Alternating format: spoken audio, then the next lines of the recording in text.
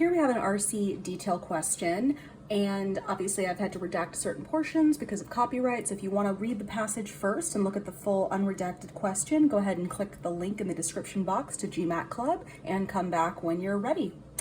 All right, so this first part here that I redacted, it says according to the passage, and that's how I know this is a detailed question. So as always with RC, the first thing you want to do is figure out which of the 4 RC question types you're looking at, since that will inform what you're going to look for in the correct answer. So this is a detailed question, again, because it said according to the passage. So then the next step, what we're going to do once we've identified the question stem, is read the question and rephrase it. So according to the passage, which of the following shapes the oral narratives of women storytellers? So I would go ahead and write down a rephrase. The rephrase is definitely a step that most people skip.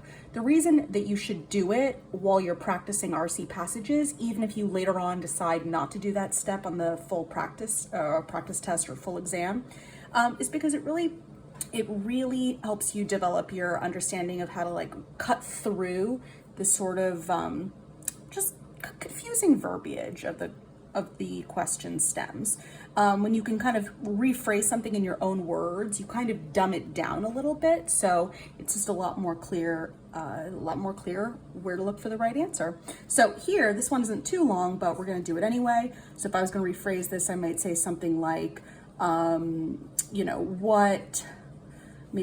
influences the oral, and then I'll grade maybe like N. So something like that, what influences the oral narratives? So some keywords here that are important, right? Oral narratives, women storytellers.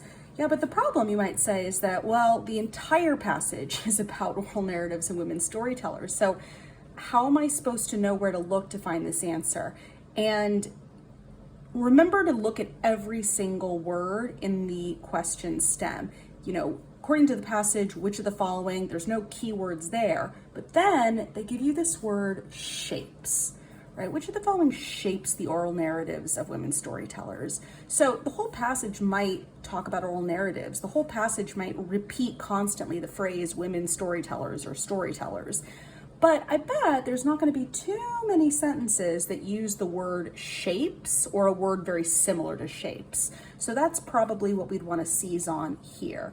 So then our next step in our strategy would be to go back to the passage and scan and look specifically for a section that would describe what shapes the oral narratives. And what's cool about this is because it's a detail question, not an inference question, you're much more likely to see the actual word. So if this was an inference question, it might be a synonym, so it might actually be something like influences, but because it's a detail question, it's almost certainly going to be shapes or shaped or something very similar to that. So then we go through the passage and we can see middle of the second paragraph.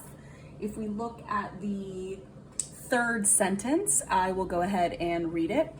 And it says, moreover, the stories people tell to explain themselves are shaped by narrative devices and storytelling conventions. So I'll stop there. So what shapes the oral narratives? They said narrative devices and storytelling conventions. And then it goes on to say, as well as by other cultural and historical factors. Great, so I'm going to say cultural, historical factors. So there we go. We've answered the question. What influences the oral narratives? Narrative devices, story conventions, and cultural and historical factors.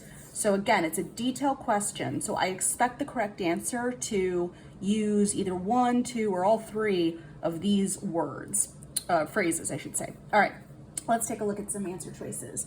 So A, the conventions for standard histories and the culture in which a woman lives, right? So here we've got the word conventions, so we might keep that for now. B says the conventions of storytelling and the culture in which a woman lives. All right, so again, very similar, so let's keep that for now. C, a storyteller's experience with distinctive traditions of storytelling developed by the women in her family of origin. No, we're not getting into like her family of origin. That's not really what they're talking about. In fact, it's almost the opposite of that, right? It's cultural and historical factors or wider factors, whereas her specific family would be much more limiting. So we can safely cross that off.